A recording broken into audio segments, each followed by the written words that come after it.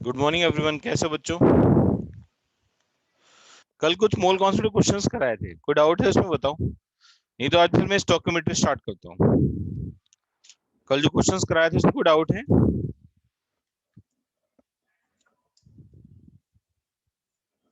Reply करो।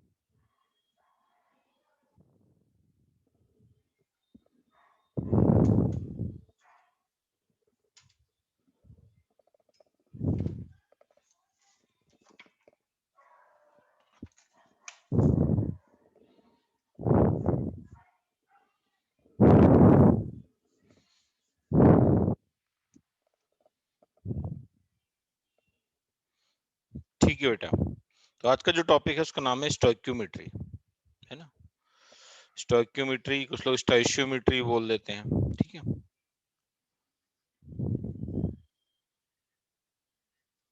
ठीक है, स्टोइकियोमेट्री क्या बताता है मुझे? हाँ, क्या डाउट है कोमल, बताओ। कोमल, क्या डाउट है बताओ बेटा।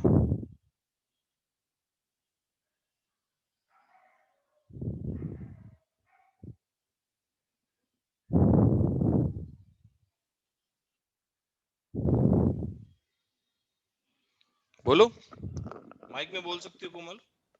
बताओ बेटा क्या डाउट है। Hello sir. हाँ, टेल मी। बस सर वो 1 AMU is equal to 1.66 into 10⁻24 grams, वो कैसे डिराइव किया सर, वो बता सकते हो क्या? हाँ हाँ बिल्कुल, ठीक है, एमयू की डेफिनेशन लिख लेते हैं अपन, ठीक है। हाँ सर। अब डिफाइन कैसे किया है इन्होंने? 1 AMU is the mass of 1 AMU is the 1/12th part of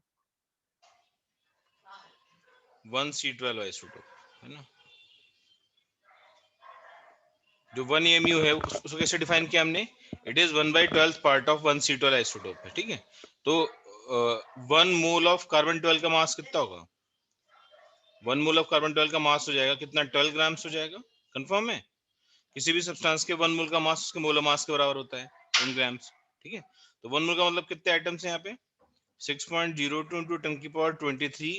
carbon atoms का मास कितना है? 12 ग्राम्स है। तो एक एटम का मास कितना होगा? बोलो। This will 12 divide by 6.02 into 10⁻23, ये आ जाएगा। इसमें कोई डाउट नहीं है, बताओ बेटा। एक एटम का जो मास है वो कितना है? 12 डिवाइड बाय 6.02 इंटू 10⁻23। अब मुझे बताना है मास ऑफ व्हाट? मुझे बताना है mass 1/12 part of mass of 1 C12 atom. तो हम लिखेंगे 1 AMU is equal to 1/12 into एक C12 एटम का मास कितना हो जाएगा? 12/6.02 इंटू 10⁻23। यहाँ से 12 कैंसिल हो जाएगा, क्या मिल जाएगा ये? बोलो। 1/6.02 इंटू 10⁻23, ये आ जाएगा ग्राम्स में। Is it clear? इसी को सॉल्व करेगा तो आ जाएगा ये 1.66 इंटू 10⁻24 ग्राम्स। अभी क्लियर है कोमल, बता। Yes sir.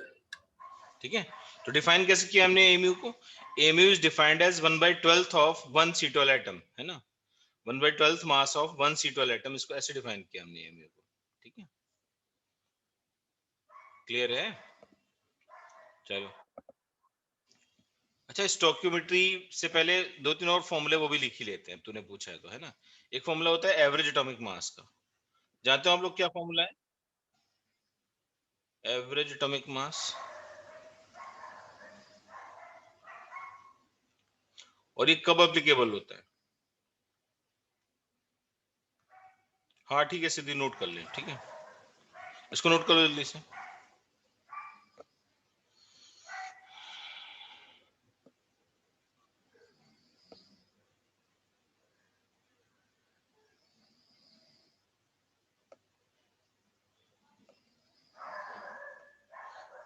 देखो आइडियली तो हाइड्रोजन लेना चाहिए था, बट हाइड्रोजन का जो मास है वो 1.008 एमयू होता है, ठीक है। आइडियली हमें हाइड्रोजन को स्टैंडर्ड लेना चाहिए था, बट हाइड्रोजन का जो मास है वो कितना होता है, 1.008 एमयू होता है, ठीक है। तो इसलिए मैंने कार्बन को स्टैंडर्ड लिया, उसके 1/12 मास को मैंने 1 एमयू बोल दिया, ठीक है। ये क्लियर है?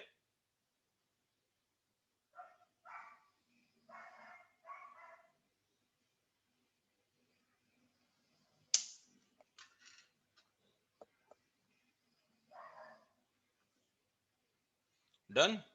चलो अगला है टॉपिक एवरेज एटॉमिक मास। तो कई बार कुछ एलिमेंट्स क्या होते हैं, वो आइसोटोप के फॉर्म में एग्जिस्ट करते हैं। Yes exactly. तो जैसे कोई हमने एलिमेंट ले लिया, हाइड्रोजन ले लिया फॉर दैट मैटर, हाइड्रोजन का एक आइसोटोप है 1H1, दूसरा आइसोटोप है 1H2, तीसरा आइसोटोप है 1H3। इसका नाम है प्रोटियम, इसका नाम है ड्यूटीरियम, और इसका नाम है ट्रीटियम, ठीक है। ये तीनों क्या है बेटा, these are isotopes of hydrogen. इसको इसको 1D3 भी लिखते हैं,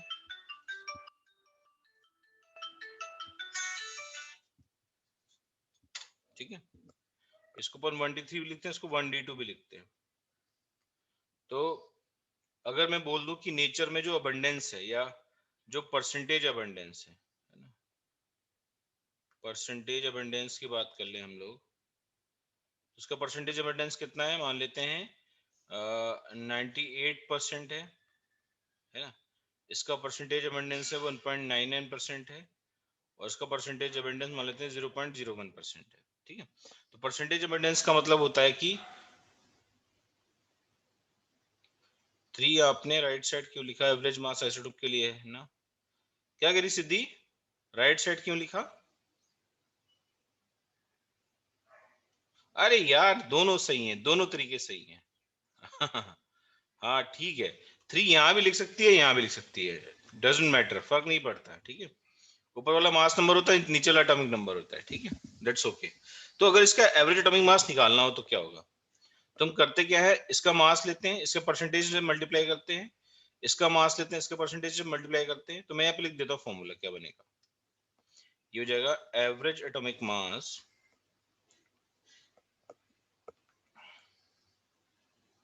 इसको एम एवरेज लिख दे रहा हूँ, ये होता है m1x1 plus m2x2 plus m3x3 divide by x1 plus x2 plus x3। ये होता है हमारा एवरेज एटॉमिक मास, ठीक है। ये क्लियर है? नोट कर लो भी जल्दी से, इसको जल्दी से नोट कर लो।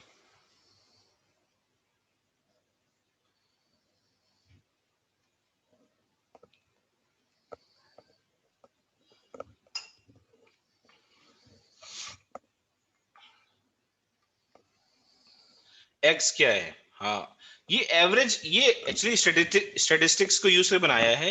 ये जो फॉर्मूला ये वेटेड मीन का है। तो m जो है वो मोलर मास है, m जो है वो मोलर मास ऑफ आइसोटोप है, ठीक है। और x जो है वो परसेंटेज अबंडेंस है। x क्या है, परसेंटेज अबंडेंस है, मतलब नेचर में वो कितने परसेंटेज पाया जाता है, ठीक है। अभी क्लियर है? ठीक है। तो this formula is nothing but weighted mean, statistics से आया है ये, वेटेड मीन बोलते हैं इसको हम लोग। जैसे तुमने शायद ऐसे क्वेश्चंस किए हो स्टैटिस्टिक्स में कि 3 लोग हैं, है ना, जिनकी एज जो है वो 15 है, 5 लोग हैं जिनकी एज 16 है ना, और 8 लोग हैं जिनकी एज 19 है, डिवाइड बाय टोटल पर्सन कितने हैं, 3 + 5 + 8। तो उससे क्या मिल जाएगा, average age of the class मिल जाएगा। याद आ रहा है? कुछ वैसे ही किया है यहाँ पे, ठीक है, वेटेड मीन निकाला मैंने यहाँ।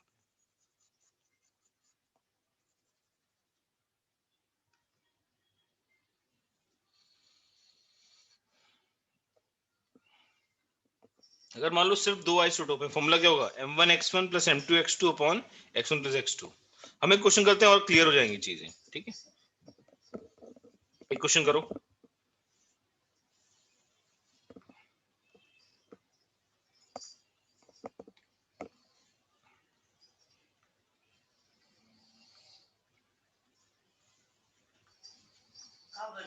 If a metal m has 3 isotopes, ठीक है, मेटल m के 3 आइसोटोप्स हैं, एक्स, वाई और जेड, ये 3 आइसोटोप हैं। इनका मोलर मास दिया है, इसका मोलर मास है 38, इसका है 38.5 और इसका है 39। ठीक है, इनका परसेंटेज अबंडेंस दिया है। ठीक है, ये जो है 5% है। ठीक है, ये 10% है और ये 85% है।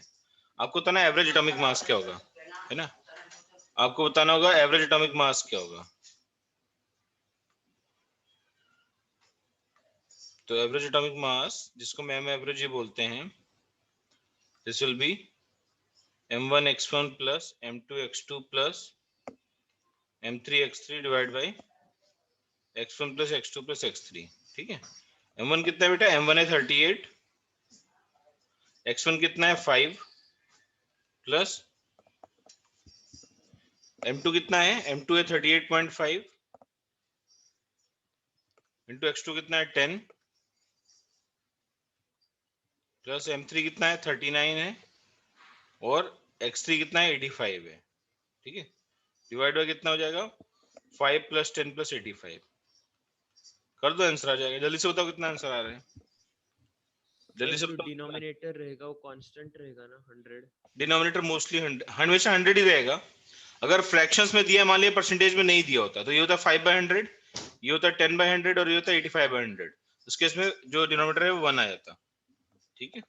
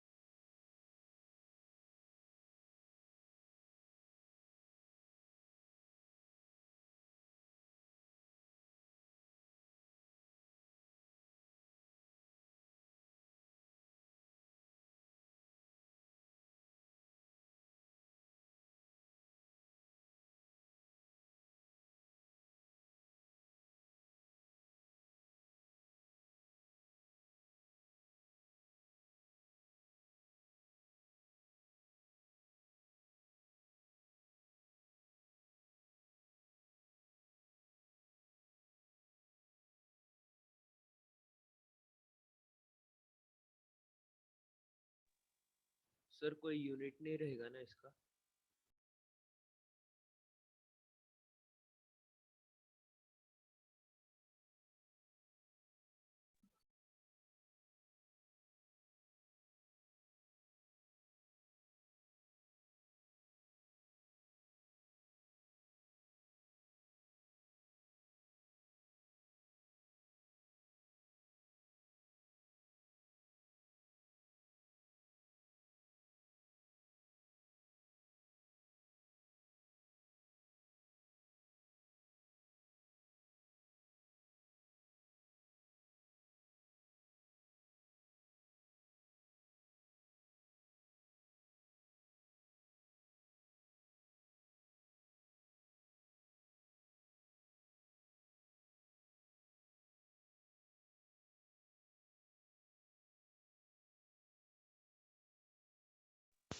तो वेपर डेंसिटी क्या है, vapour density is defined as density of a gas,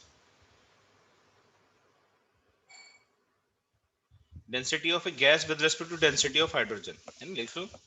it is defined as the density of a gas, density of a gas with respect to density of hydrogen।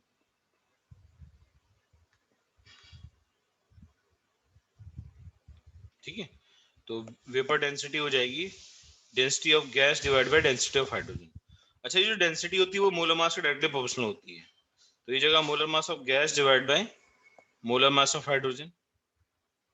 तो यहां से वेपर डेंसिटी आ जाएगा molar mass of gas divide by molar mass of hydrogen कितना होता है, 2 होता है। तो किसी भी गैस की vapour density molar mass divide by 2 होगी, ये बात ध्यान रखेंगे। ठीक है, लिख लो जल्दी से, लिख लो। फिर मैं अगला टॉपिक बताता हूँ, स्पेसिफिक ग्रेविटी।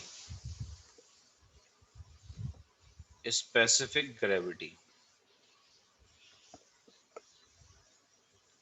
ये जो density proportional to molar mass है, ये आइडियल गैस इक्वेशन से आया, ये मैं प्रूफ कराऊंगा। ठीक है, density proportional to molar mass जो है ये आइडियल गैस इक्वेशन से आया है, मैं क्लास में प्रूफ कराऊंगा। ठीक है,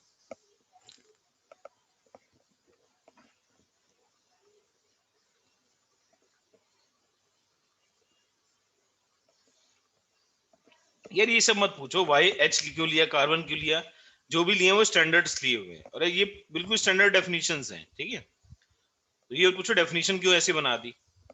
ठीक है, जैसे मैंने बोला था कि जब हम एमयू डिफाइन करते हैं तो कार्बन को स्टैंडर्ड लेते हैं, यहाँ पे हमने हाइड्रोजन गैस को स्टैंडर्ड लिया है। रीजन है हाइड्रोजन गैस सबसे हल्की होती है ना, हाइड्रोजन की जो डेंसिटी है वो सबसे मिनिमम होती है ऑफ ऑल द गैसेस। ठीक है, इसलिए हाइड्रोजन लिया है। अब फिर तुम पूछोगे हीलियम क्यों नहीं लिया, तो ये आईपीएससी वालों से पूछना चाहिए तुम्हें, क्यों ले लिया भाई हाइड्रोजन। ठीक है, तो यार बात है ना, जो चीजें इनिशियल साइंटिस्ट ने जो केमिस्ट्री बना रहे थे या जो आईपीएससी के लोग थे उन्होंने जो सिलेक्ट कर लिया वही चल रहा है आज तक, किसी को प्रॉब्लम नहीं है। हाँ, जो चीजें गड़बड़ लगती है उनको फिर टाइम के साथ से मॉडिफाई कर देते हैं। ठीक है, समझ रहे हो, ये तो बहुत ही स्टैंडर्ड डेफिनेशंस है ना यार। अब तुम फिजिक्स में नहीं पूछते ना कि न्यूटन ही क्यों रखा है, यूनिट कुछ और रख देते हैं। और फिजिक्स में पूछते हो क्या ऐसे क्वेश्चन संग्राम सर से कि सर फोर्स की यूनिट न्यूटन ही क्यों रख दिया आपने, नहीं पूछते ना। तो सेम चीज यहाँ पे भी है यार, अब इन्होंने डिफाइन कर दिया वेपर डेंसिटी हाइड्रोजन के रिस्पेक्ट में। ठीक है, स्पेसिफिक ग्रेविटी क्या है, देख लो। It is defined as the density of a liquid with respect to density of water। ठीक है, तो स्पेसिफिक ग्रेविटी लिखेंगे हम लोग, specific gravity is equal to density of liquid divide by density of water. Density of liquid को ऊपर ही रखेंगे, नीचे हो जाएगा डेंसिटी ऑफ वाटर होती है 1 ग्राम पर ml। ठीक है, तो अगर भी इसको मैं ग्राम पर ml में लिख दूं तो यूनिट्स क्या हो जाएंगी, कैंसिल हो जाएंगी, हाँ या ना, यूनिट्स कैंसिल हो गए, क्या बचा, स्पेसिफिक ग्रेविटी हो जाएगी सिंपली डेंसिटी ऑफ लिक्विड के बराबर, और ये यूनिटलेस क्वांटिटी है। समझ में आ गया ना, स्पेसिफिक ग्रेविटी क्या हो जाएगी, ये यूनिटलेस क्वांटिटी हो जाएगी, ये ऊपर नीचे यूनिट जो थी वो कैंसिल हो गई। ठीक, देख लो जल्दी से।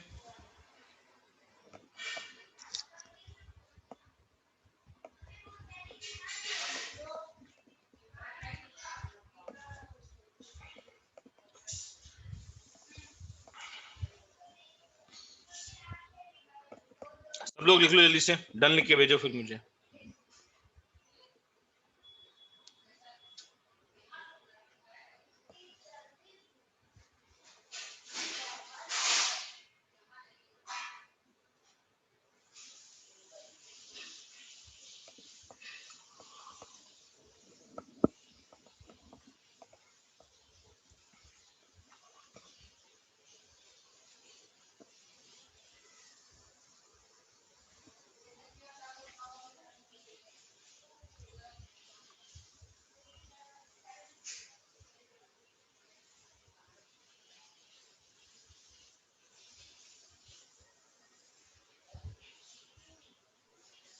Excuse me sir.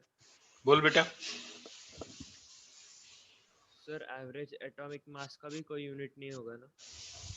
Average atomic mass की यूनिट होगी ना, अब डिपेंड करेगा तुम कौन सा मास निकाल रहे हो।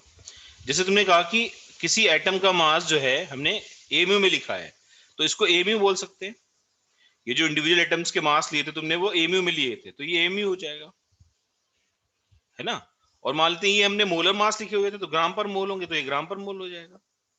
ठीक है, तो समझ सर रहे हैं ना। इस हाँ इसमें अभी एएमयू रहेगा क्या, ये 38.90 एएमयू? हाँ, अगर हमने ये एमयू में एक्सप्रेस किए तो ये भी एमयू रहेगा। अगर हमने ये ग्राम पर मोल में एक्सप्रेस किए होते तो ये ग्राम पर मोल होता। अब देख, वैसे तो एटॉमिक मास को यूनिटलेस मानते हैं, जानता क्यों?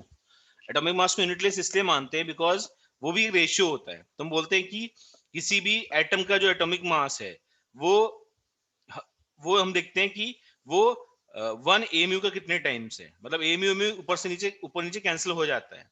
ठीक है, बट अगर तुम उसे एमयू बोल भी रहे हो तो फर्क नहीं पड़ता। एटॉमिक मास भी एक्चुअली एक रेशियो ही होता है, सुन रहा है मेरी बात। एटॉमिक मास होता है mass of one yes atom, sir. Mass of one atom divide by 1 MU. तो एमयू एमयू क्या हो जाता है, कैंसिल हो जाता है। ठीक है, तो इन दैट केस अगर मान लो आप इस बोले कि नहीं सर ये यूनिटलेस क्वांटिटीज हैं, तो ये भी यूनिटलेस ले लेंगे हम। अरे ये यस सर। बहुत बड़ी बात है। तूने तूने कहीं ऐसा पढ़ा है क्या कि एटॉमिक मास यूनिटलेस है? आई थिंक एनसीईआरटी में ही लिखा है। नहीं सर। नहीं पढ़ा? अच्छा, मैंने कहीं तो पढ़ा है कि एटॉमिक मास को हम यूनिटलेस लेते हैं। ठीक है, तो अगर हम एटॉमिक मास को यूनिटलेस ले रहे हैं मतलब हम उससे रेशियो ले रहे हैं, मतलब mass of one atom divided by 1/12th part of 1 C12 atom। जब तू ऐसा करेगा तो नीचे 1 एमयू आ जाएगा, ऊपर भी एमयू होगा, एमयू एमयू कैंसिल हो जाएगा। ये बेसिक डेफिनेशन है एटॉमिक मास की। ठीक है, क्लियर यस है? सर। हाँ, चलो। वेपर डेंसिटी हो गया, स्पेसिफिक ग्रेविटी हो गया। इसका जो नेक्स्ट टॉपिक है वो है आइडियल गैस इक्वेशन। क्या अब है सर वेपर डेंसिटी का क्या यूनिट रहेगा? ये वेपर डेंसिटी का यूनिट क्या रहेगा? वेपर डेंसिटी भी यूनिटलेस होगा क्योंकि डेंसिटी इसका रेशियो है। ठीक है, ये भी यूनिटलेस होगा। ठीक है, स्पेसिफिक ग्रेविटी भी यूनिटलेस होगा, बता ही दिया है ना।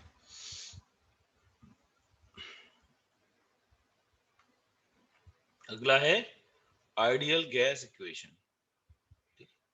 तो क्या है आइडियल गैस इक्वेशन, ये बता दो आप लोग। सबसे पहले तो ये बताओ आइडियल गैस क्या है, व्हाट इज आइडियल गैस। मतलब इंसानों को तो सुना था आइडियल है, गांधी जी आइडियल हैं, गैस को तो मैं पहली बार ही सुन रहा हूं। तो में से कौन बताएगा? सिद्धि बताएगी बेटा, व्हाट इज आइडियल गैस। सिद्धि,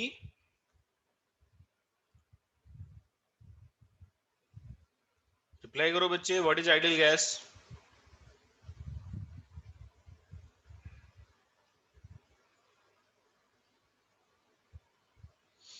ध्रुव कह रहा है noble gases which are stable. Sir वो हाइपोथेटिकल गैस होती है।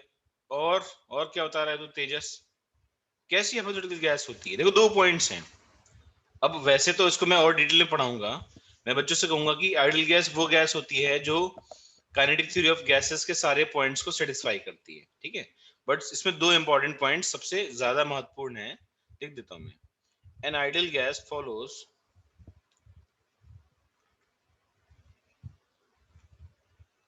all the postulates of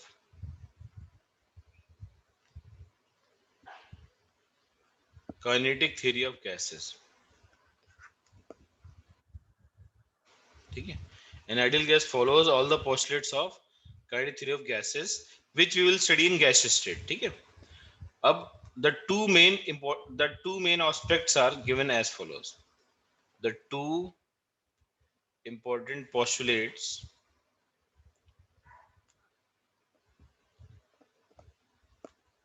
are as follows। ठीक है, पहली पोस्टुलेट क्या है? पहली पोस्टुलेट कहती है कि, क्या कहती है बताओ, कि देयर इज नो अट्रैक्शन और repulsion force between gas molecules. There is no attraction और repulsion force between gas molecules, ये पहला पॉइंट है। ठीक है, सेकेंड पॉइंट कहता है कि द वॉल्यूम ऑफ पार्टिकल्स या gas particles is negligible as compare to total volume of container, मतलब जो गैस के पार्टिकल्स है उनका साइज क्या है, बिल्कुल नेग्लिजिबल है। लिख देते हैं the volume of gas particles is negligible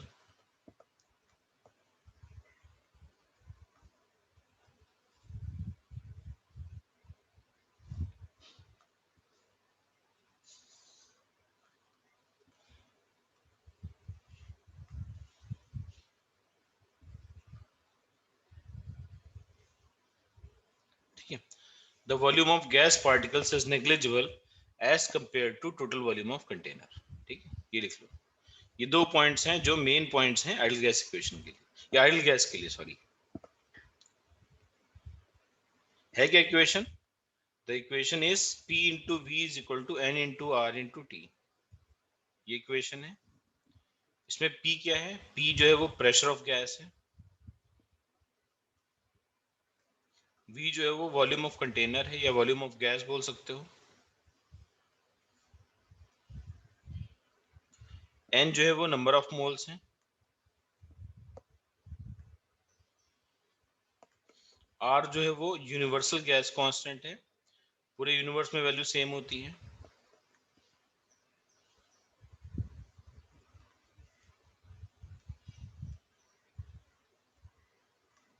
T क्या है? T इज टेम्परेचर, किसमें? केल्विन में। ये नोट कर लो सब लोग।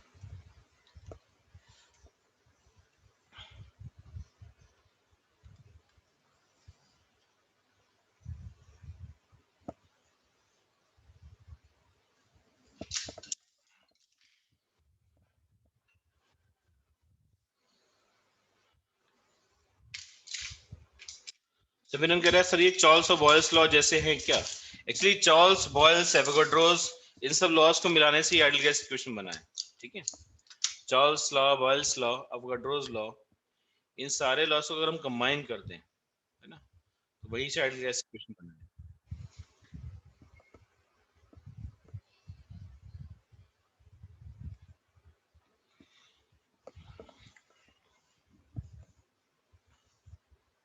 अब इसमें हमें जो टर्म्स लिखे उनके यूनिट्स के बारे में बात कर लेते हैं। आप लोग बताओ मुझे यूनिट्स ऑफ प्रेशर के बारे में, कौन कौन सी यूनिट्स हैं प्रेशर की?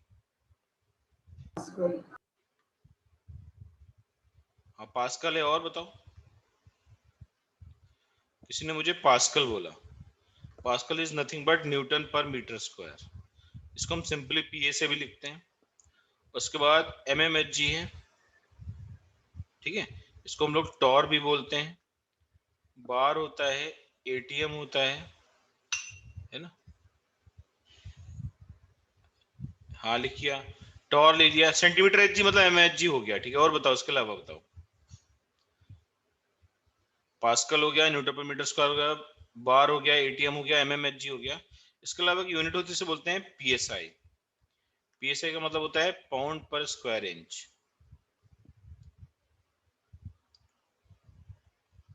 ठीक है, ये होता है पीएसआई, दैट इज पाउंड पर स्क्वायर इंच। तो अपनी जो कार है उसके अंदर हम 30 पीएसआई हवा भरते हैं, अगर आपको याद हो। अपनी जो कार है उसके अंदर हम लोग कितनी हवा भरते हैं? 30 पीएसआई या 25 पीएसआई के आसपास हवा भरते हैं। ठीक है, तो इनको आपस में कन्वर्ट करना है। कैसे करें? कन्वर्जन फैक्टर्स में यही लिख देता हूं पास में ही। ये जो 1 बार होता है, तुम में से कोई बताओ कितने पास्कल होते हैं 1 बार में? जल्दी से बताओ। 1 bar is equal to 10⁵ pascal. ठीक है, 1 एटीएम जो होता है वो 1.01325 बार के बराबर होता है ना। 1 एटीएम जो होता है वो 1.01325 इंटू 10⁵ पास्कल के बराबर होता है। पास्कल मान न्यूटन पर मीटर स्क्वायर। ठीक है, 1 एटीएम जो होता है इसमें 760 एमएमएचजी होते हैं। म्यूट करो बेटा, म्यूट करो, कोई तो शोर मचा रहा है।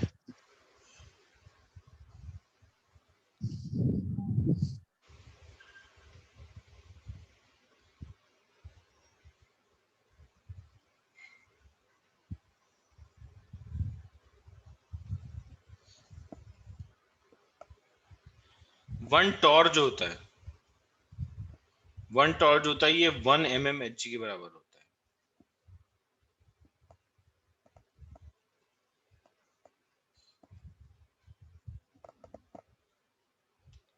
ठीक है बेटा।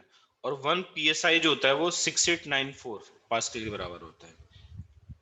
1 psi जो होता है वो 6894 पास्कल के बराबर होता है। 6895 लिख सकते हो उसको, वैसे इतना कुछ पेन नहीं है। 1 psi जो होता है वो 6895 पास्कल के बराबर होता है। तो ये सारे यूनिट्स लिखा दिए मैंने। अब आप किसी को भी किसी में कन्वर्ट कर सकते हो। ठीक है, समझ आया ना सबको? याद रहेगा?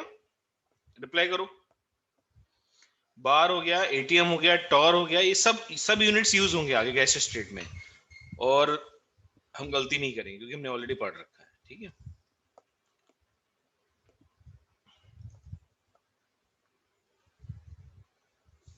चलो एक छोटा सा क्वेश्चन कर लें इस पे। चलो बाद में करेंगे क्वेश्चन, पहले तो सारी यूनिट्स लिख डालते हैं। प्रेशर के बाद अगली यूनिट है टेम्परेचर की। यूनिट्स ऑफ टेम्परेचर कौन कौन यूनिट्स हैं? डिग्री सी है, डिग्री फ़ारेनहाइट है, और केल्विन है। तो रिलेशन क्या होता है? डिग्री सी प्लस का 273.15 होता है, मैं 273 ले रहा हूं, ये केल्विन होता है। सबको पता है? देखो एक्चुअल में यहाँ पे 273.15 होता है, बट अपन सिंपलिसिटी के लिए 273 ले लेते हैं। ठीक है, इज दैट ओके? और C/5 जो होता है वो होता है F-32/9। ये दूसरा कन्वर्जन फैक्टर है। जब दो को रिलेट कर दिया तीसरा अपने आप आ जाएगा। ठीक है, नोट कर लो। डिग्री सेल्सियस, डिग्री फ़ारेनहाइट और डिग्री और केल्विन। केल्विन में डिग्री नहीं लिखा होता है।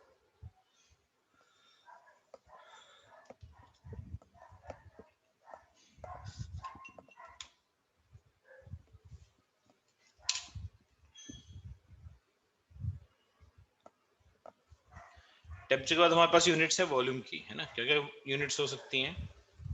यूनिट्स ऑफ वॉल्यूम मिलीलीटर है, ठीक है, लीटर है, मीटर क्यूब है, डेसीमीटर क्यूब है, ठीक है, और माइक्रोलीटर है। ये बहुत कॉमन वाले लिखा रहा हूँ, वैसे तो बहुत सारे बन सकते हैं। ठीक है, तो 1 लीटर जो होता है वो 1000 ml होता है।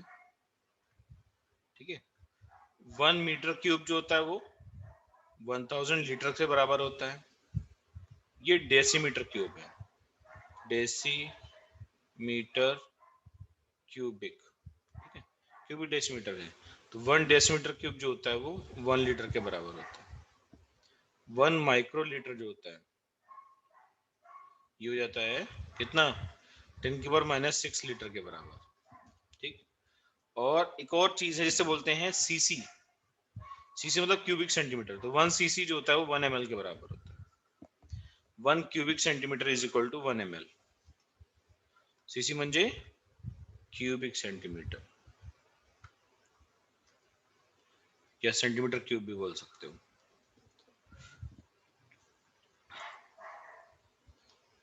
तो ये कुछ कन्वर्जन फैक्टर्स हो गए। माइक्रोलीटर को ऐसे म्यू एल लिखते हैं हम लोग, है ना? म्यू एल माइक्रोलीटर्स को। ठीक है, यू में मूछे निकाल दी तो उसको म्यू बोल देते हैं, है ना? मूछों वाला यू इज म्यू, मूछों वाला यू इज म्यू। ठीक है, 1 मीटर क्यूब में 1000 लीटर्स होंगे। ठीक है, तो प्रेशर हो गया, टेम्परेचर हो गया, वॉल्यूम हो गया। आर की यूनिट्स देख लेते हैं। यूनिट्स ऑफ आर बोले तो गैस कांस्टेंट। हम जो मोस्ट कॉमनली यूज करने वाले हैं वो आर की ये वैल्यू यूज करने वाले हैं, 0.0821 लीटर एटीएम मोल इनवर्स और केल्विन इनवर्स। ये वाली वैल्यू यूज करने वाले हैं। ठीक है, ये सबसे कॉमन वैल्यू है।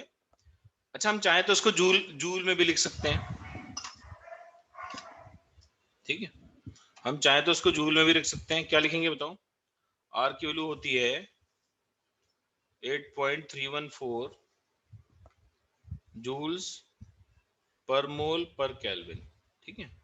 और इसी आर की वैल्यू होती है 2 कैलोरीज पर मोल पर केल्विन, ठीक है। अप्रोक्सीमेट वैल्यू है 1.8 1.9 के आसपास आती है, उसको 2 लिख दिया मैंने, ठीक है। तो ये लिख लो, हम लोग कौन सी वैल्यू यूज करेंगे? We will mostly use this value R की, क्योंकि हम लोग लीटर में वॉल्यूम यूज करते हैं, एटीएम में प्रेशर यूज करते हैं, मोल और केल्विन यूज करते हैं। जल्दी से नोट करो।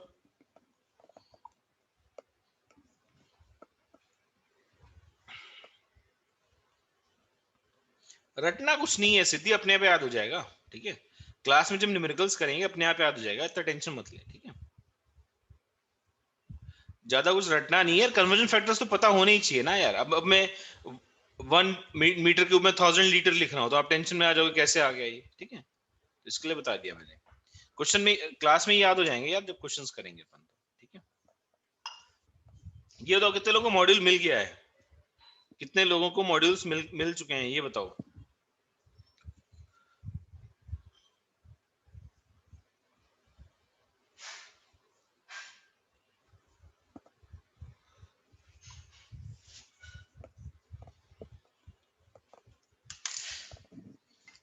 अच्छा, और जिन लोगों को नहीं मिला है वो भी लोग ले लो, मतलब सेंटर से मॉड्यूल है ना, ताकि फिर अपन मॉड्यूल से क्वेश्चंस कर सकें।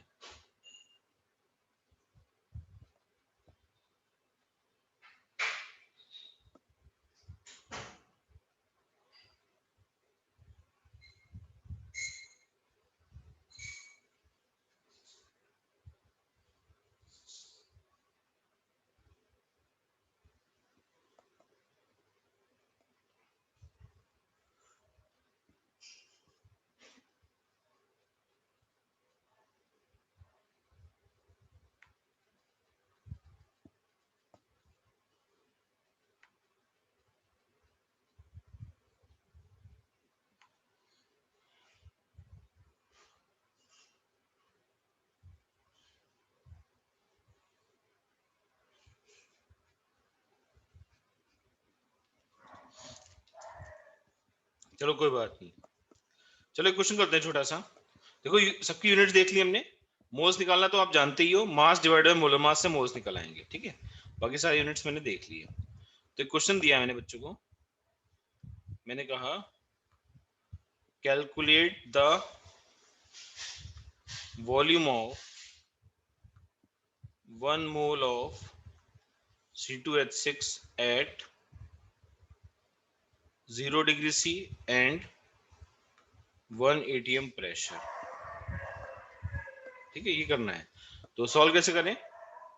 मुझे दिया है number of moles is 1, number of moles 1 दे रखा है, टेम्परेचर दिया है 0 डिग्री सी, तो 0 + 273 कितना हो जाएगा? ये दिस विल बी 273 केल्विन। हमेशा टेम्परेचर केल्विन में ही रखेंगे। पी कितना है? 1 atm हो गया। आपको पता है वी, तो वी पीवी को एनआरटी हमने पढ़ा था अभी थोड़ी देर पहले। वी कितना हो जाएगा? ये हो जाएगा NRT divide by P. N कितना है? N is how much? 1, R is 0.0821, ये एटीएम है और ये लीटर है ना, वी लीटर्स में आएगा। टी कितना है? 273 है, डिवाइड बाय पीपी कितना है? 1 atm है, तो कितना आ जाएगा? वी वी आ जाएगा 22.4 लीटर्स। आ रहा है? सब लोग चेक करो।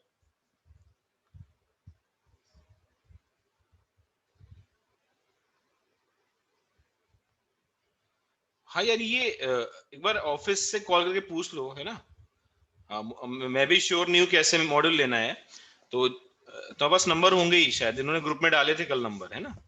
तो ऑफिस एक बार कंफर्म कर लो, या संग्राम से को व्हाट्सएप डाल देना, वो बताएंगे कैसे मॉडल मिलेंगे, ठीक है। संग्राम से को एक व्हाट्सएप मैसेज डाल देना, ही विल रिप्लाई, है ना। चलो, तो मैंने क्वेश्चंस किया, क्या किया मैंने? 0 डिग्री सी और 1 atm प्रेशर पे 1 मोल का वॉल्यूम निकाला, कितना है? 22.4 लीटर। अच्छा, ये बड़ा स्टैंडर्ड रिजल्ट है, क्यों? क्योंकि मैंने ये जो कंडीशंस लिखी हैं 0 डिग्री सी और 1 atm, इसको हम एसटीपी बोलते हैं, ठीक है। तो यहाँ पे लिख दो एसटीपी। एसटीपी का मतलब है स्टैंडर्ड टेम्परेचर एंड प्रेशर। फिर से आप पूछोगे सर ये एसटीपी क्यों कहते हैं? क्योंकि इसका नाम आईयूपीएसी ने रखा है एसटीपी, इसलिए बोलते हैं, ठीक है। मैंने नहीं रखा, सच में, है ना, आई स्वेयर। तो प्रेशर कितना होता है? प्रेशर होता है 1 atm, ठीक है। टेम्परेचर जो होता है वो 0 डिग्री सी होता है, इसी को हम लोग 273 केल्विन बोल देते हैं, ठीक है। तो ये एसटीपी कंडीशंस होती हैं, दीज आर एसटीपी कंडीशंस। अब इंडिया वालों ने इस एसटीपी को एनटीपी बोलना स्टार्ट कर दिया, नॉर्मल टेम्परेचर प्रेशर, तो वो भी एक्सेप्टेबल है, ठीक है। लिख लो सभी लोग, इतना लिख लो, फिर मैं क्वेश्चन पूछता हूं तुमसे।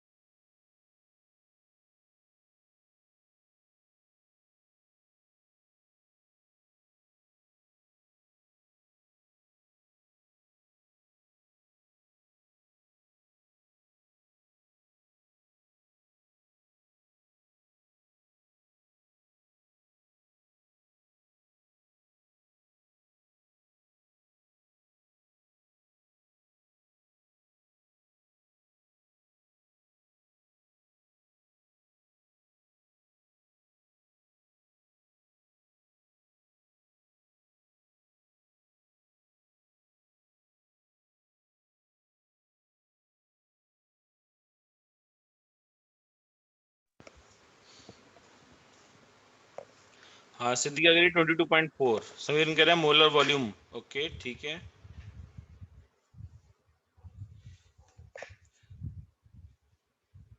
देखो यार, एक्चुअली एसटीपी कंडीशन, देखो एसटीपी कंडीशन आइडियली लेनी में क्या चाहिए? 1 बार लेनी चाहिए, है ना। अगर तुम एनसीईआरटी देखो, अगर तुम एनसीईआरटी चेक करो, तो ये जो कंडीशन है 1 की बजाय 1 बार ली गई है, तो 22.4 के बजाय 22.7 आ जाता है, बस वही है, और कोई डिफरेंस नहीं है, ठीक है। तो दोनों लोग इक्विवेलेंट हैं, वो फर्क नहीं पड़ता उससे। अब क्या कह रहे हो तुम?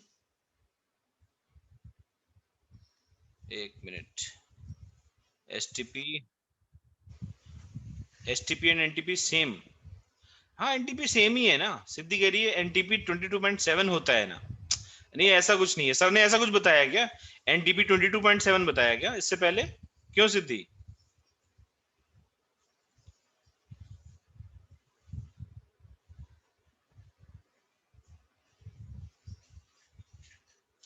क्या बताया सर ने, बताओ मुझे।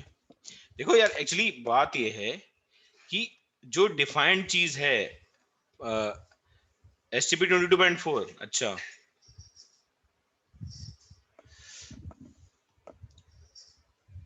एक्चुअली जो जो एनटीपी है वो इंडिया वालों ने कॉइन किया हुआ है। अब इंडिया वाले कभी उसको रूम टेम्परेचर लेते हैं, कभी लेते हैं एसटीपी के बराबर। तो जो मुझे सही सोर्सेज से मिलता है वो यही मिलता है, एनटीपी मतलब एसटीपी ही होता है, ठीक है। अच्छा, जो डिफाइंड है आईयूपीएससी में वो एसटीपी है, तो आप कभी भी एग्जाम में एनटीपी लिखा हुआ नहीं देखोगे। ये जो देसी किताबें हैं, पी बहादुर हो गई है ना, जो इंडियन राइटर्स है मेरठ वाले, ये लोग लिखते हैं एनटीपी। तो आप बिल्कुल टेंशन मत लो कि सर एनटीपी क्या है। एनटीपी एसटीपी ही है, खाली इंडियन वर्जन है उसका, बस ये समझ लो, ठीक है। सुन रहे हैं मेरी बात? और ये जो तू 22.7 बोल रहा है ओम, वो बेटे 1 बार लेने से आ जाएगा, और 1 bar is the actual value. तो मैं इसको 180 की बजाय 1 बार ही कर देता हूँ, तुम है ना, टेंशन मत लो। जो एनसीईआरटी में लिखा है वही लिख देता हूँ, 1 बार प्रेशर ले लो, ठीक है। तो 1 बार कितना एटीएम होता है? 1 बार जो होता है 1 एटीएम कितना होता है? ये होता है 1.01325 बार्स, ये तो होता है ना। तो 1 बार कितना हो जाएगा? ये हो जाएगा 1 बार हो जाएगा 1/1.01325 एटीएम। प्रेशर नीचे है तो ऊपर मल्टीप्लाई हो जाएगा किससे? 1.01325 से। लिख लेते हैं। फिर इसको भी 273.15 ले लो, और बहुत ही एग्जैक्ट वैल्यू निकालनी है तो तुम इसको 273.15 ले लो इसको, ठीक है। तो ये 273.15 केल्विन हो गया, ठीक है। देखते हैं एग्जैक्टली कितना आ रहा है, ठीक है। तो ये कितना आएगा बताओ? एनआरटी डिवाइड बाय पी, ये आ जाएगा हमारा N is how much 1, R is 0.0821, T है 273.15 डिवाइड बाय पी। पी की वैल्यू कितनी है? 1 बार, तो ये हो जाएगा 1 डिवाइड बाय ऊपर हो जाएगा 1.01325, मल्टीप्लाई कर दो कितना आ रहा है एग्जैक्टली? ये 22.7 के आसपास ही आ जाएगा, है ना।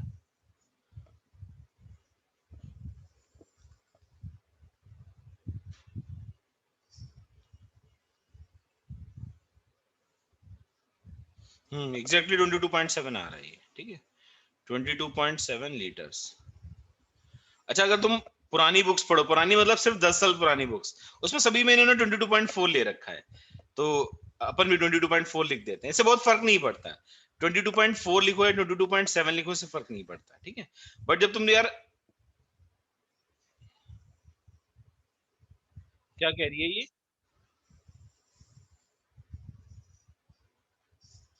ये कौन है भाई? जैकी चैन। यार अगर बकवास पोस्ट करोगे ना यहाँ पे तो मैं निकाल दूंगा, मतलब ग्रुप से, समझ रहे हो ना। कौन है ये जैकी चैन? इसकी तो मैं धुलाई कर देता हूँ। मतलब क्लास करनी करो, नहीं करनी तो मत करो। ये कौन है ये जैकी चैन?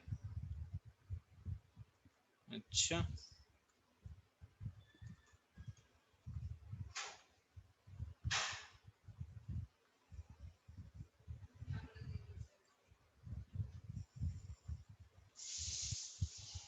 ठीक है, इसको निकाल दिया मैंने। जो भी है फालतू की बातें पोस्ट करेगा ना, उसको उड़ा दूंगा मैं ग्रुप से। चलो ठीक है।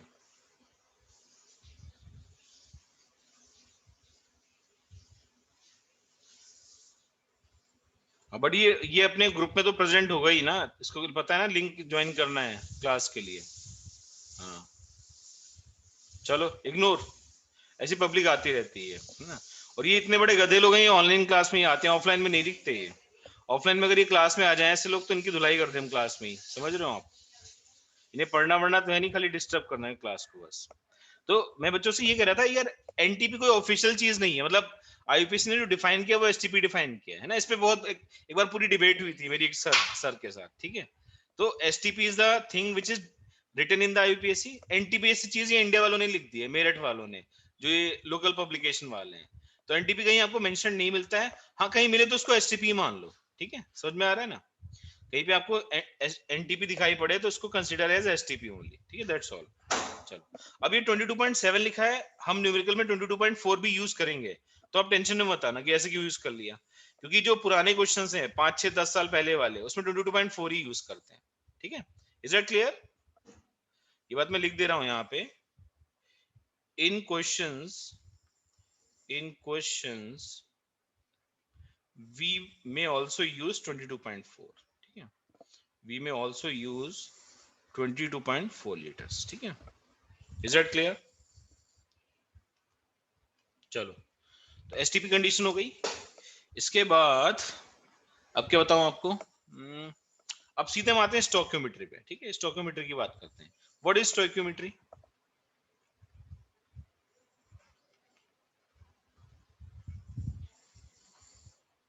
हाँ, तो इसमें लिख सकते हैं हम लोग, it is the calculation of, it is the calculation of relative amounts of reactants and products, ठीक है। स्टोइकियोमेट्री क्या है बेटा? It is the calculation of relative amounts of reactants and products in a chemical reaction. In a chemical reaction. ठीक है, तो ये जो स्टोइकियोमेट्री है ये वन ऑफ द मेथड्स है किसी भी इक्वेशन में रिएक्टेंट या प्रोडक्ट के अमाउंट को निकालने के लिए। जो दूसरा मेथड हम पढ़ेंगे उसका नाम होगा मिली इक्विवेलेंट मेथड, और जो तीसरा मेथड होगा उसे हम बोलेंगे POAC, principal of atomic conservation. ठीक है, तो पहला स्टोइकियोमेट्री है, दूसरा मिली इक्विवेलेंट मेथड होगा, और तीसरा जो होगा that will be principle of atomic conservation. ठीक है, तो क्या है stoichiometry?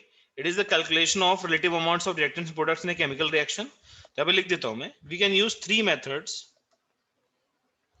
we can use three different methods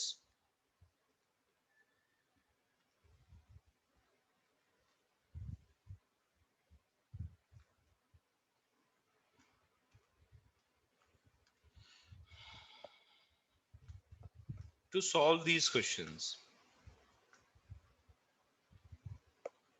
वो मेथड्स कौन कौन से हैं? पहला मेथड है उसे हम बोलते हैं मोल कॉन्सेप्ट, है ना, मोल कॉन्सेप्ट, या इसको मोल रेशियोज भी लेते बोलते हैं।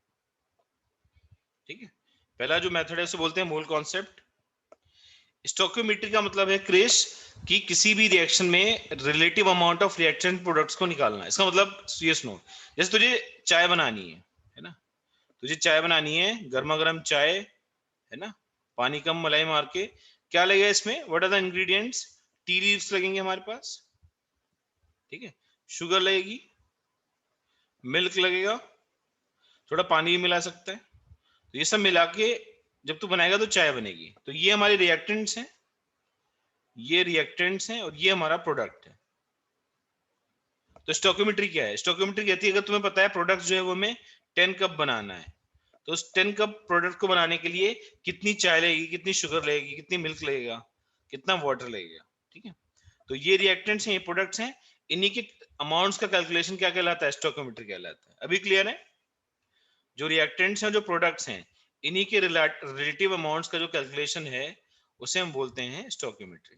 अभी क्लियर है? अभी चाय समोसे की बात बहुत अच्छे समझ में आती है ना हमें? यस और नो? खाने पीने की चीजें, भूख तो नहीं लगे किसी को? चलो आगे देखते हैं। तो पहला जो है वो मोल कॉन्सेप्ट है, इसे मोल रेशियोज कहते हैं। दूसरा कॉन्सेप्ट होगा मिली इक्विवेलेंट कॉन्सेप्ट। दूसरा कॉन्सेप्ट है मिली इक्विवेलेंट कॉन्सेप्ट, इसको मैं नॉर्मेलिटी की बात पढ़ाऊंगा। जो तीसरा कॉन्सेप्ट है उसका नाम है पीओएसी। पीओएसी बोले तो प्रिंसिपल ऑफ एटॉमिक कंजर्वेशन।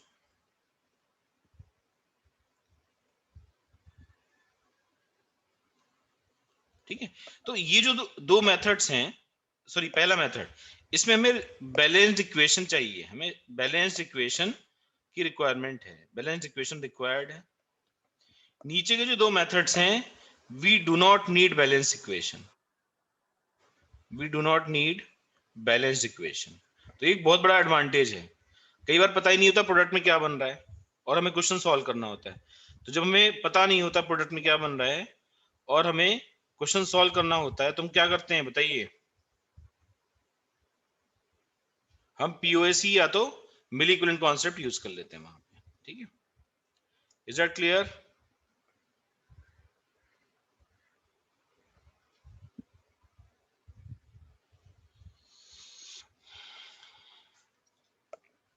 चलो, सबसे पहले अपन मोल कॉन्सेप्ट या मोल रेशियोज की बात करते हैं। ठीक है, सबसे पहले अपन मोल कॉन्सेप्ट या मोल रेशियोज की बात करते हैं। इतना लिख लो चाहे तो आप लोग, नोट कर लो, फिर मैं आगे बढ़ता हूं। इतना नोट कर लो, फिर मैं आगे बढ़ता हूं।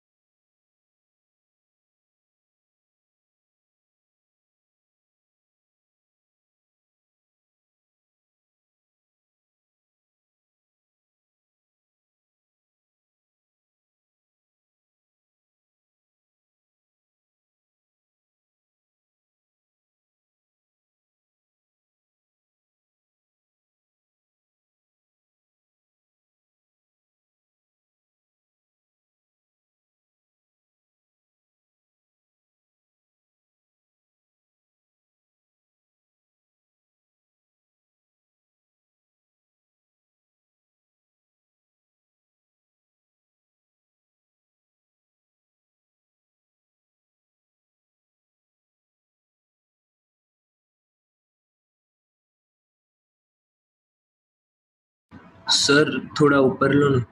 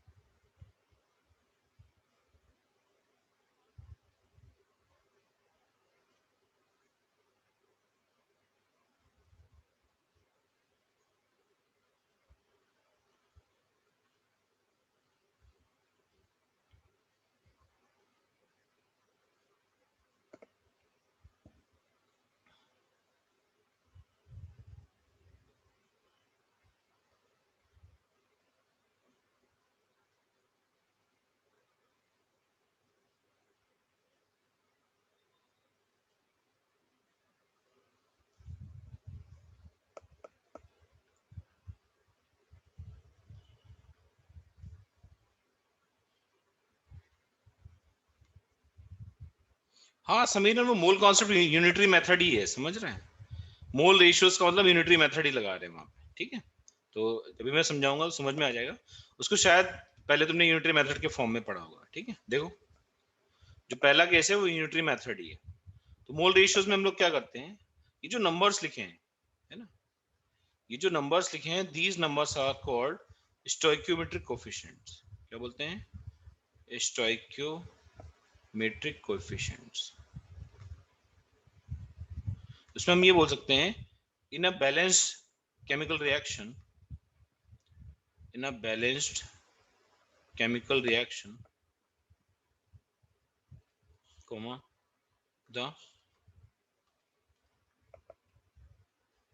the number of moles reacted and the number of moles formed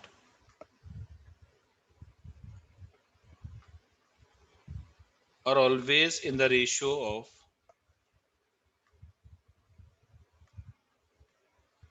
stoichiometric coefficients.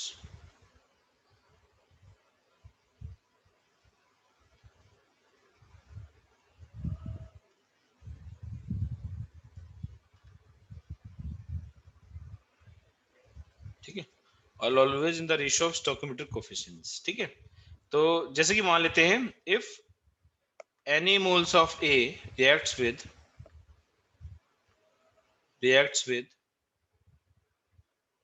NB moles of B to produce NC moles of C, क्या लिख सकते हैं? हम ये बोल सकते हैं कि Na:NB:NC क्या होगा? Na:NB:NC क्या होगा? ये हमेशा किस रेशियो में होगा? ये हमेशा 3:2:4 के रेशियो में होगा। बस ये बताना था आपको। ये हमारा मोल रेशियो वाली बात हो गई। या इसी को आप यूनिटरी मेथड ही बोल सकते हो। Is that clear? बोलो बच्चों, इतना क्लियर है? तो उसको मैं ऐसे भी लिख सकता हूं, आप लोग नोट कर लेना साथ में, कि Na/NB जो होगा वो कितना हो जाएगा? वो हमेशा 3/2 ही होगा। NB/NC क्या होगा? ये 2/4 हो जाएगा। और Na/NC क्या होगा? ये हमेशा 3/4 के रेशियो में होगा। तो आप किसी किन्हीं दो का रेशियो ले सकते हो, एक अननोन एक नोन है, उसको कैलकुलेट कर लेंगे। Is that clear? रिप्लाई करो। सर ये कांस्टेंट है क्या? क्या कांस्टेंट है? क्या कांस्टेंट है?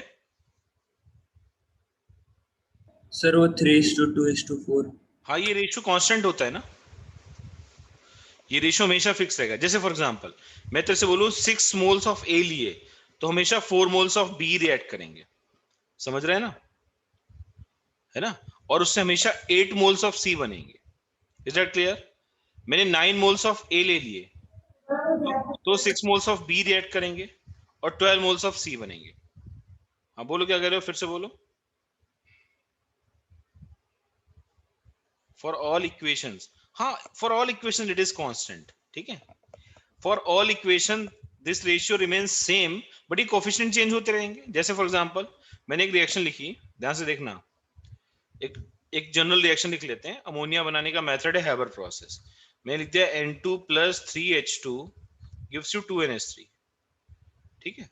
तो अगर मैं तेरे से इसमें मोल्स का रेशियो पूछता कि number of moles of N2 reacted is to number of moles of H2 reacted is to number of moles of ammonia form, तो आप क्या बोलते, बोलो।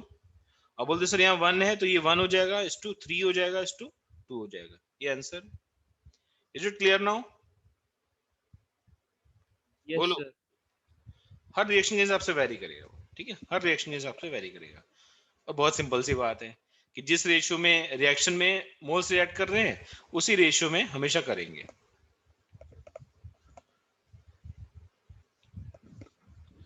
सब बच्चों को बात क्लियर है? रिप्लाई करो, सब बच्चों का नाम लेना पड़ेगा मुझे। ईश्वरी, साक्षी, श्रेष्ठ, अमान, अनिकेत, अंतिक्षा, आराध्या, आर्यन, अवधूत, आयुष, आयुष, आयुष, चैतन्य, ध्रुव, गौरी, हिमानी, ईशान, जानवी, कल्पेश, करण, कृष,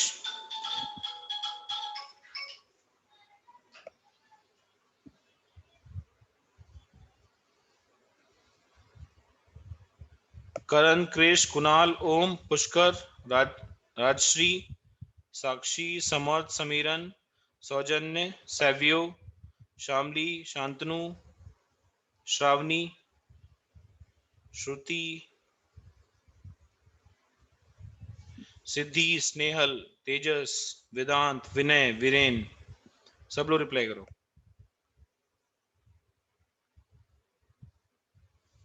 चलो एक क्वेश्चन करते हैं छोटा सा, ठीक है, एक क्वेश्चन करते हैं। क्वेश्चन में क्या बोल रहे हैं आपसे, calculate the number of moles of NH3 formed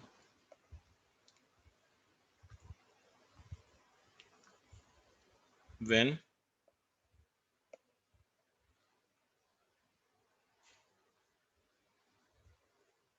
हाँ वो तो सही है, ऑब्वियसली इसको डिवाइड कर देगा तो ये 1/2 आ जाएगा, दैट्स ओके, ठीक है, वो तो लिख ही सकते हैं। Calculate the number of moles of NH3 formed when, ये इरेज करो जो तुमने मार्कअप किया है। Calculate the number of moles of NH3 formed when 2 moles of N2 reacts with excess of H2. When 2 moles of N2 reacts with excess of H2. ठीक है, ये question है, तो क्या लिखेंगे हम लोग लिखते हैं N2 + 3H2 gives you 2NH3, ठीक है। Number of moles of N2 दे रखा है, number of moles of N2 is given as 2, number of moles of NH3 बनाना है, number of moles of NH3, ये क्वेश्चन मार्क है, ठीक है। तो number of moles of N2 divided by number of moles of NH3, ये कितना हो जाएगा 1/2 हो जाएगा। N2 के मोल्स कितने हैं 2 हैं, divide by number of moles of NH3 equal to 1/2, तो number of moles of NH3 कितना आ जाएगा, ये 4 आ जाएगा, ठीक है। ये क्लियर है? अब ये तो क्या मैथमेटिकल मेथड है ना, मैथमेटिकली हमने सॉल्व कर दिया। एक कॉमन सेंस है जो यूनिटरी मेथड ये बोल रहा था अभी, है ना, कि मुझे दिख रहा है इसका 1 मोल यहाँ पे 1 है, यहाँ पे 2 है, तो जितने मोल्स इसके होंगे उसका जस्ट डबल ये बनेगा। तो अगर इसके मैंने 2 मोल लिए तो ये 4 बनेगा, 3 लेता तो ये 6 बनता, 4 लेता तो ये 8 बनता। बोल सकते हैं हाँ या ना, रिप्लाई करो। तो सिंपल रेशियो से हम निकाल सकते हैं, ठीक है, सिंपल रेशियो से निकाल सकते हैं।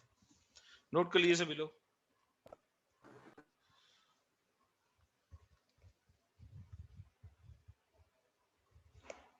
हाँ इसको इरेज करो ना, मार्कर तुमने जो लिखा है, वरना मुझे फिर से शेयर करना पड़ेगा।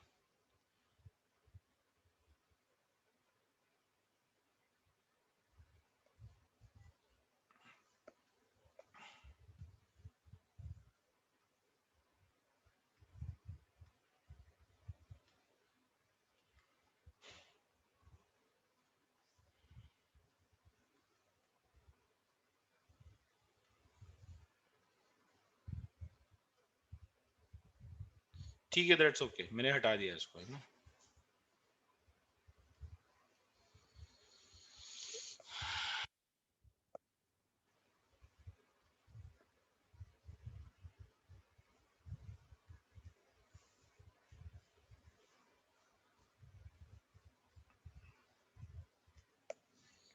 तो एग्जाम में क्वेश्चंस कैसे आते हैं, ठीक है। एग्जाम में क्वेश्चंस आते हैं, मैं एक क्वेश्चन लिख रहा हूं जैसे कि, लिख लिया ना सबने? Is it done?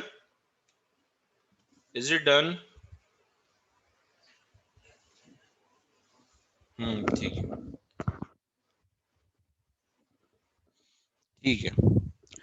एग्जाम में क्वेश्चन कैसे आएगा देखो। क्वेश्चन आएगा, calculate the volume of CO2 formed at STP when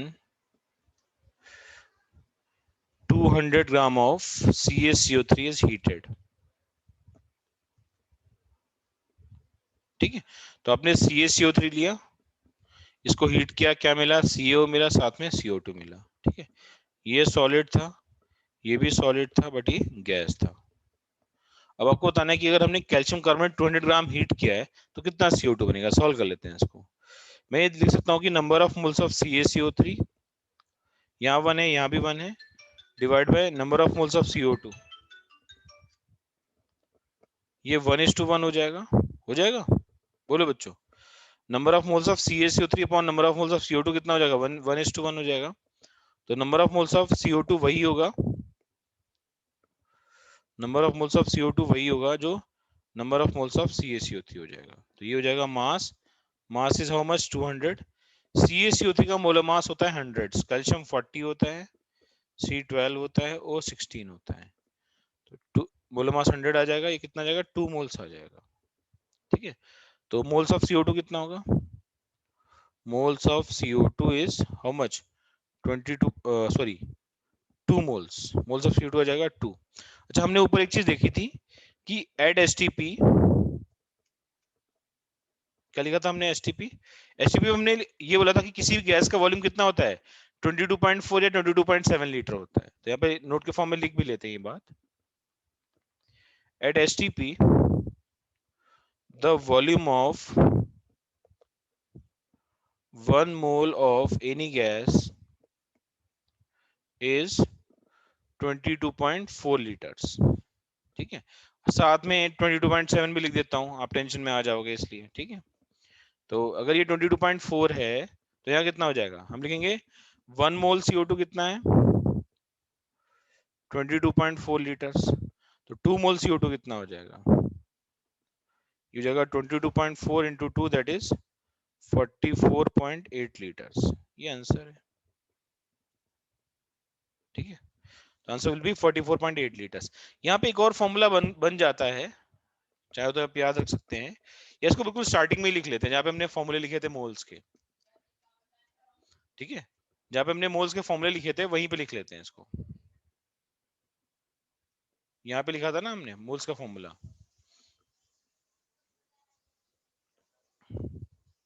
हाँ यहीं पे लिख देते हैं। एक और फॉर्मूला रेड पेन से लिख रहा हूं मैं, number of moles is equal to volume of gas at STP divided by 22.4। ठीक है, तो ये वॉल्यूम ऑफ गैस है वो लीटर्स में लेना है, डिवाइड बाय 22.4 करना है। तो अगर वॉल्यूम ऑफ गैस निकालना है तो क्या हो जाएगा? Moles into 22.4। तो मैं लिख सकता हूँ वॉल्यूम ऑफ गैस कितना हो जाएगा? ये जगह मोल्स मल्टीप्लाइड बाय 22.4। ये STP कंडीशंस में होगा। ठीक है, तो एक और ये फॉर्मूला है जो हम याद रख सकते हैं। नंबर ऑफ मोल्स होंगे volume of gas at STP in litres divide by 22.4, या वॉल्यूम ऑफ गैस हो जाएगा मोल्स मल्टीप्लाइड बाय 22.4। ये क्लियर है? हाँ नोट कर लो, नोट करो जल्दी से।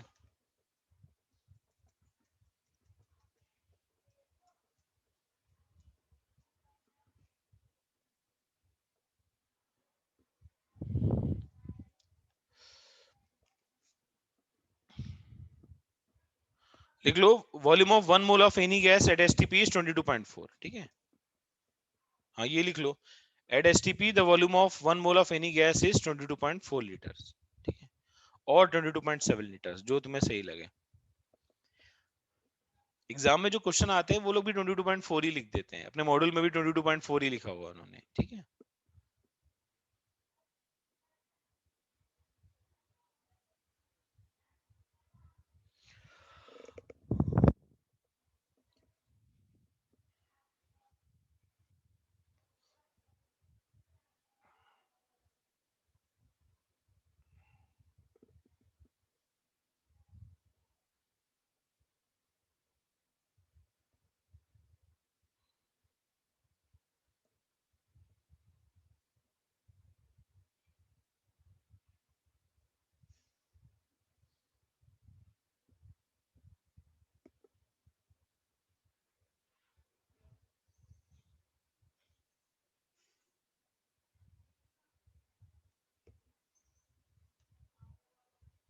कौन सा नोट? स्टोक्योमेट्री के बाद वाला क्या नोट है?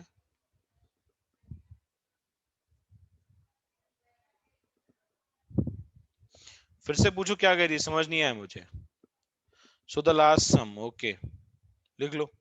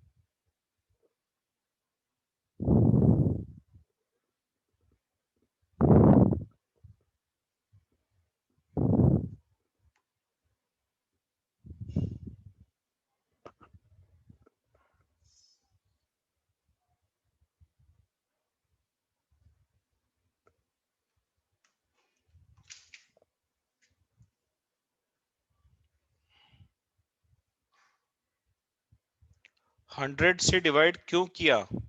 क्योंकि भाई ये मोल्स निकालना हो, मोल्स होते हैं mass divided by molar mass. तो उसको ऐसे लिख दिया है मैंने, mass of CaCO3 divide by molar mass. ठीक है, तो मास तो 200 दिया था, मोलर मास क्या हो जाएगा, ये हो जाएगा 40 plus C is 12 plus 16 3 is 48। जब सम करोगे तो ये कितना आ जाएगा, 100 आ जाएगा। ये मोलर मास है। ठीक है, अभी समझा साक्षी? ठीक है, एक क्वेश्चन और दूं, आप लोग करोगे सॉल्व?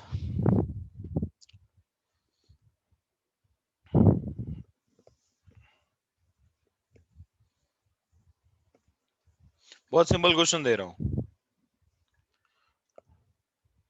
इक्वेशन दी एक, H2 प्लस Cl2, ये भी गैस है, ये भी गैस है, गिव्स यू 2HCl, ये भी गैस है। ये इक्वेशन दी हुई है, H2 plus Cl2 gives 2HCl। ठीक, आपसे पूछा है calculate the volume of HCl produced at STP from 80 gram of hydrogen gas. ये क्वेश्चन पूछा है, H का एटॉमिक मास 1 दिया है, Cl दिया है 35.5। जल्दी से रिप्लाई करो, आंसर बताओ कितना आएगा।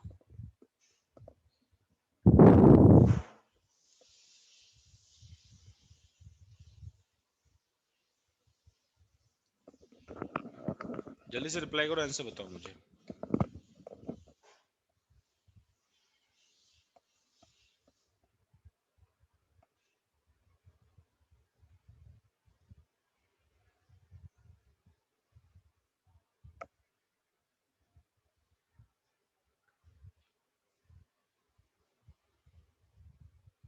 बाकी लोग भी सॉल्व करो।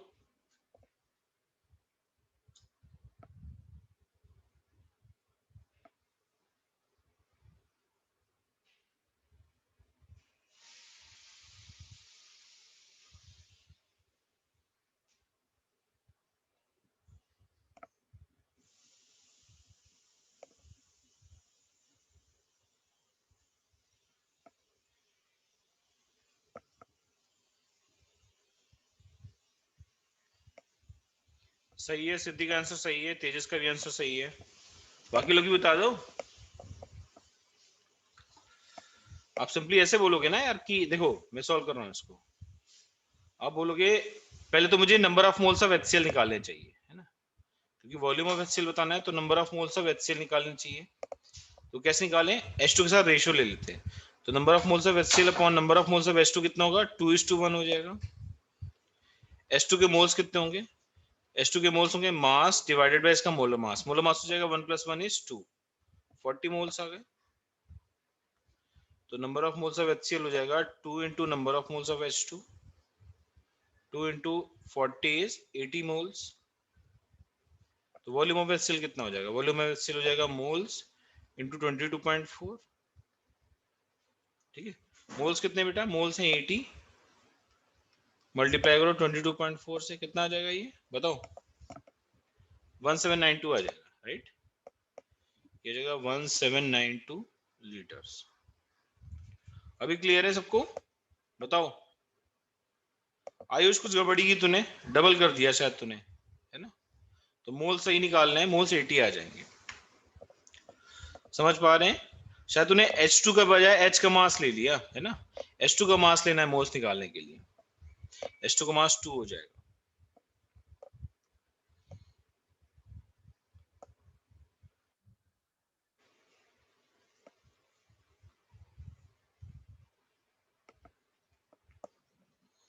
Please note it down.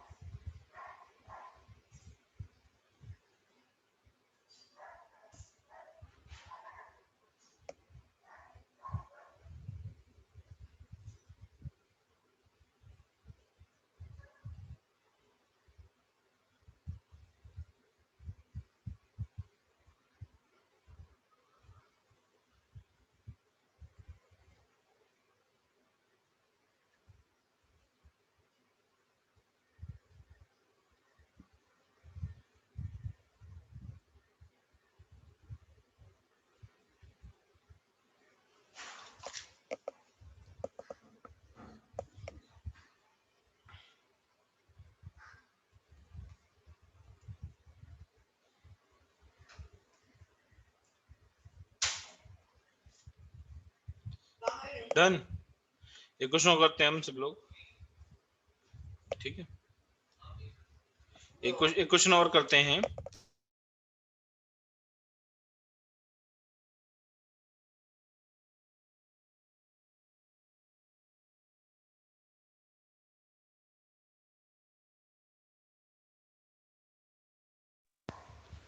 देखो बेटा, एक टेबल बना लेते हैं, है ना।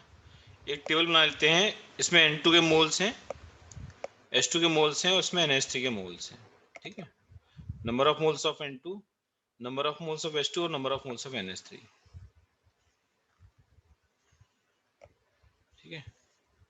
तो रिएक्शन क्या है हमारी, रिएक्शन है N2 + 3H2 gives you 2NH3, ठीक है। तो इसके मोल्स 2 ले लिए, इसके 6 ले लिए, आपको NH3 के मोल्स बताने हैं, है ना।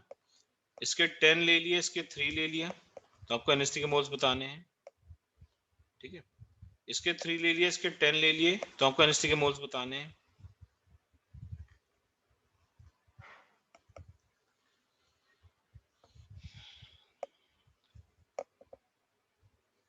इसके 20 ले लिए, इसके 58 ले लिए, तो आपको NH3 के मोल्स बताने हैं, ठीक है। और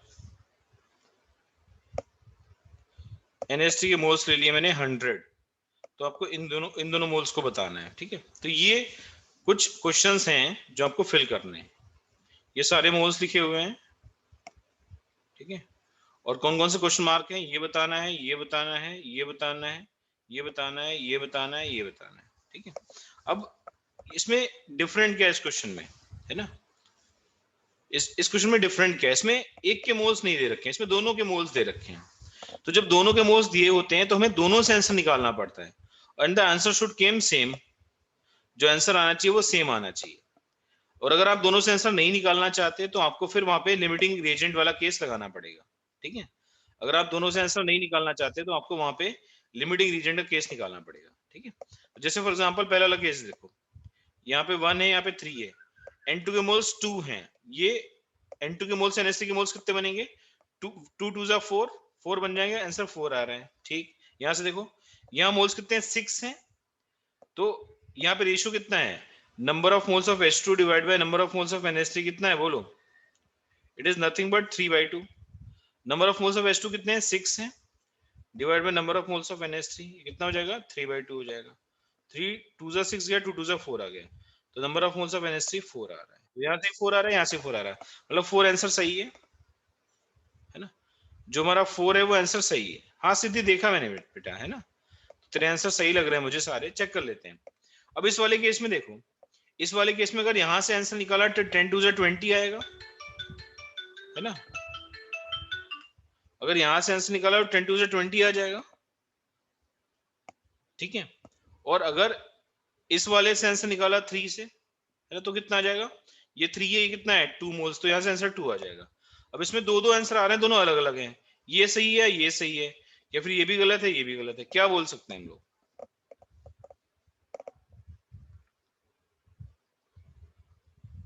ऐसा क्यों बोला तेजस, रिप्लाई करो। तो ये जो कॉन्सेप्ट है कि दो दो मोल्स दे रखे हैं, दोनों से आंसर अलग अलग आ रहे हैं, इसको हम बोलते हैं कॉन्सेप्ट ऑफ लिमिटिंग रीजन। क्या बोलते हैं बेटा, we call this as concept of limiting reason. एक सेकंड होल्ड करना जरा।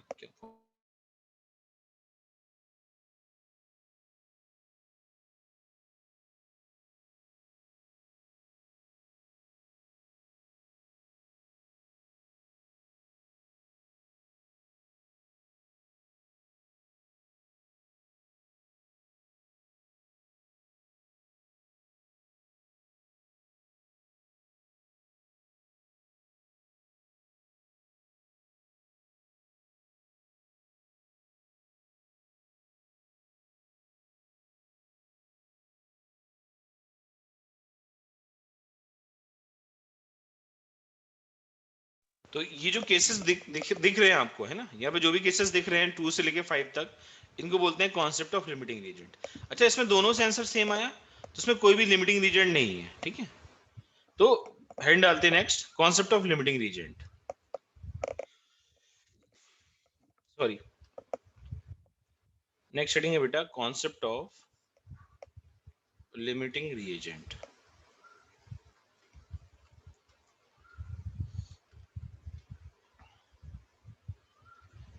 जैसे फॉर एग्जांपल फिर से चाय बनाते हैं, चाय बनाएंगे।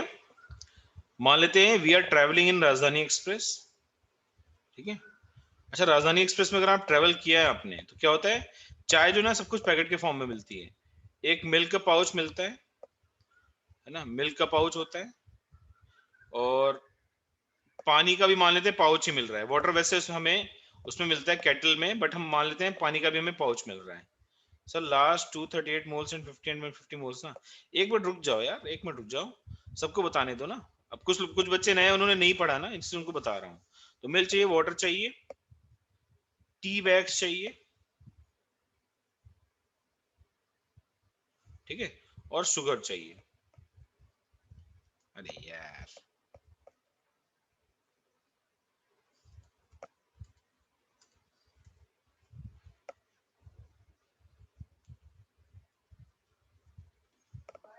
ये शुगर है, ठीक है। मान लेते हैं कि ऑन ए गिवन डे राजधानी एक्सप्रेस का जो स्टॉक था वो क्या था, 200 मिल्क पाउच थे, 300 वाटर पाउचेस थे, 20 टी बैग्स थे और 700 शुगर बैग्स थे। और एक कप चाय बनाने के लिए हमारी क्या रिक्वायरमेंट्स है, 1 मिल्क चाहिए, 1 वाटर पाउच चाहिए, 1 वाटर पाउच चाहिए, साथ में 1 टी बैग चाहिए, साथ में 1 शुगर चाहिए, ठीक है। आप लोग बताओ मुझे कि अगर राजधानी का स्टॉक ये था तो एक दिन में कितने चाय बन सकते हैं राजधानी में, रिप्लाई करो। How many T cups can be made, very good, answer is 20, क्योंकि टी जो है वो खत्म हो जाएगी, 20 कप्स चाय बनी और टी खत्म हो जाएगी। तो मैं बोल सकता हूं कि इस पर्टिकुलर केस में टी बैग क्या है, लिमिटिंग रिएजेंट। तो लिमिटिंग रिएजेंट क्या होता है, लिमिटिंग रिएजेंट वो रिएक्टेंट होता है जो डिसाइड करता है कि प्रोडक्ट कितना बनेगा, या लिमिटिंग रिएजेंट वो रिएक्टेंट होता है जो किसी भी केमिकल रिएक्शन में सबसे पहले फिनिश हो जाता है। Is that clear? कप को मैं दूसरी तरफ बनाता हूं, आपका ना कंफ्यूजन हो जाएगा, रिएक्टेंट क्या है प्रोडक्ट क्या है। This is equal to 1 cup chai, तो ये हमारा प्रोडक्ट है और ये हमारे रिएक्टेंट्स हैं। Is that clear? बोलो बच्चों, is it clear?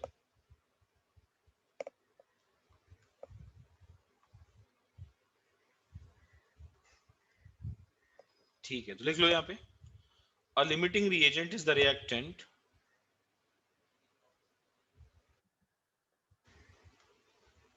is the reactant which is consumed first in a chemical reaction, which is consumed first in a chemical reaction, ठीक है। it is the limiting reagent, it is the limiting reagent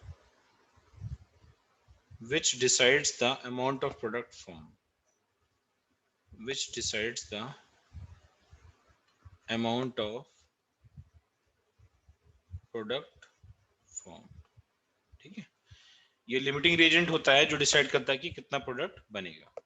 अच्छा, जो बचे हुए reagents उनको हम access में बोल देते हैं। यस, लिमिटिंग रीजन सबसे स्मॉल होगा हमेशा, ठीक है। मतलब स्मॉल रीजन को मत बोलो, उससे जो प्रोडक्ट का अमाउंट बनेगा वो सबसे स्मॉलेस्ट आएगा। जैसे यहाँ पे देखो, यहाँ पे दो अमाउंट्स आए थे, 20 आया था और 2 आया था, कौन सा आंसर सही होगा फिर? 2 will be the right answer.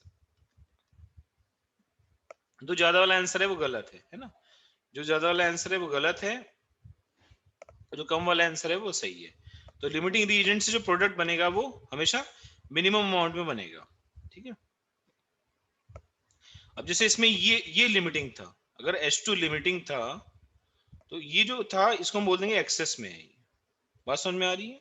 अगर ये लिमिटिंग है तो ये एक्सेस में है। Is it clear? अच्छा, यहां पर कुछ चीज कम अमाउंट में दिख रही है, जरूरी नहीं वो लिमिटिंग हो, क्योंकि वहां स्टोकियोमेट्री भी कंसिडर होती है, ठीक है। तो अभी तो हम यही करेंगे, हम क्या करेंगे, दोनों आंसर निकाल लेंगे, दोनों में से जो कम वाला वही आंसर हमारा सही है, ठीक है। तो पहले आप इतना नोट कर लो, फिर मैं आगे बताता हूँ, ठीक है। पहले आप इतना नोट कर लो, फिर मैं बताता हूँ how do you identify the limiting Regents, ठीक है। जल्दी से नोट करो, बहुत सिंपल सा कॉन्सेप्ट है, इतना मुश्किल नहीं है, ठीक है। हाँ, बस ये समझना कि लिमिटिंग रीजेंट वो रिएक्टेंट होगा जो किसी भी रिएक्शन में सबसे पहले फिनिश हो जाएगा, ठीक है। जो कम पड़ जाएगा, सिंपल सी बात है, टी बैग्स खत्म हो गए, चाय नहीं बन सकती है ना, कॉमन सेंस वाली बात है।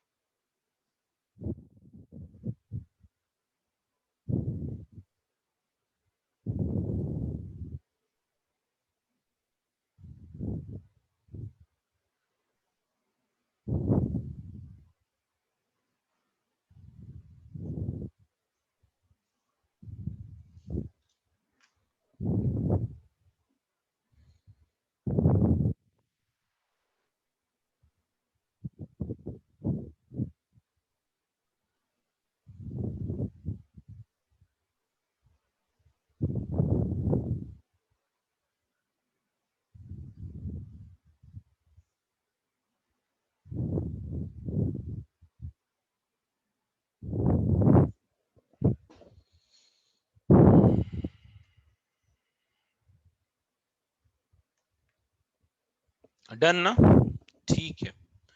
तो आज मैं सोच रहा हूँ इतने ही रखते हैं, अगली क्लास में आपको ये बताऊंगा how to identify limiting reagent. ठीक है, इसके लिए मुझे टाइम चाहिए थोड़ा, कम से कम 30 मिनट्स, है ना। How to identify limiting reagent. ठीक है, सबको समझ में आ गया ना लिमिटिंग रीजेंट क्या है? तो अगली क्लास में हम लोग सीखेंगे how to identify limiting reagent. ठीक है, होमवर्क, होमवर्क ये है कि आप सिंपल जो मोल कैलकुलेशन वाले, यार एक्चुअली मॉडल मेरे पास भी नहीं है, तो मैंने संग्राम सर को बोला है भेजने के लिए।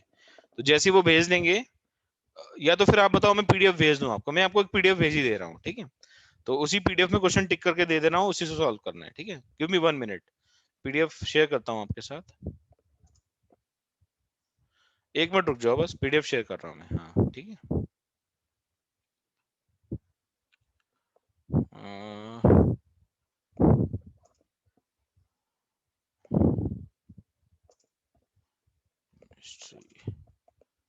स्टोइकियोमेट्री।